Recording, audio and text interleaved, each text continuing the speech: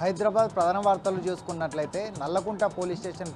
పరిధిలోని ఘోరమైన అగ్ని ప్రమాదం జరిగింది. అగ్ని ప్రమాదం నుండి 7 వ్యక్తులను కూడా బయటికి తీసుకొచ్చారు అగ్నిమాపక సిబ్బంది. స్థానిక ప్రజలు పోలీసులు చెప్తున్న వివరాల ప్రకారం నల్లగుంట పోలీస్ స్టేషన్ పరిధిలోని వడ్డర్ బస్తీలో ఓ భవనంలోని మొదటి అంతస్తులో నివాసం ఉంటున్న వ్యక్తులు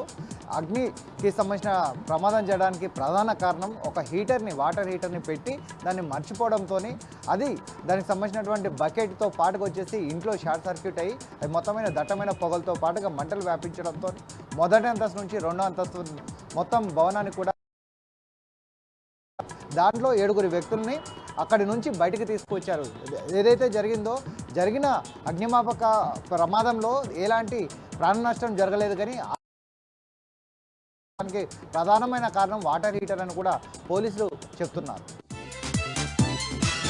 ఇక మరొక వార్త చూసుకున్నట్లయితే ఎస్ఆర్ నగర్ పోలీస్ స్టేషన్ పరిధిలోని మాదక ద్రవ్యాలు అమ్ముతున్నటువంటి ఆసిఫ్ గౌలాని అనే వ్యక్తిని అరెస్టు చేశారు ఎస్ఆర్ నగర్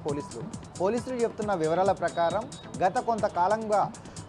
అమీర్పేటలోని ధరంకరణ్ రోడ్లోని ఒక ప్రైవేట్ హాస్పిటల్ వద్ద మాదక ద్రవ్యాలు అమ్ముతున్నట్టుగా పోలీసులకు ఇన్ఫర్మేషన్ రావడంతో ఈగల్ టీంతో పాటుగా స్థానిక ఎస్ఆర్ నగర్ పోలీసులు అక్కడికి వెళ్ళి రైడ్ చేయగా అతని వద్ద నుండి 5 గ్రాముల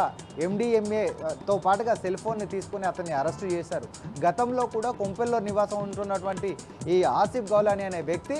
గత కొంతకాలంగా గోవా నుంచి తీసుకువచ్చేసి కొంపెల్లిలోనే అమ్ముతుంటే పేట్ బషీరాబాద్ పోలీసులు వచ్చేసి అరెస్టు చేసి జైలుకు కూడా పంపించారని, దానితో పాటుగా సులభమైన పద్ధతిలో డబ్బులు ఎలా సంపాదించాలి అనే ఒక కోణంతో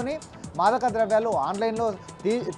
తెప్పించుకొని అతని వద్ద నుంచి కూడా స్థానికంగా ఉన్నటువంటి కస్టమర్లకు అమ్మడమే ఒక ప్రణాళిక చేసుకున్నాడు. ఆన్లైన్లో డబ్బులు పేమెంట్ చేసుకొని ఆన్లైన్లో కూడా మాదక ద్రవ్యాలు పంపించడం ఒక టార్గెట్గా చేసుకొని గుజరాత్లో నివాసం ఉన్న వ్యక్తి హైదరాబాద్లో బతుకు తెరువు కోసం వచ్చి సులభమైన ప్రతాలో ఏ విధంగా డబ్బు సంపాదించిన ఒక ప్రణాళికతోనే మాదక ద్రవ్యాలు అమ్మడం చేస్తున్నారని కూడా పోలీసులు చెప్పారు. ఇతని వద్ద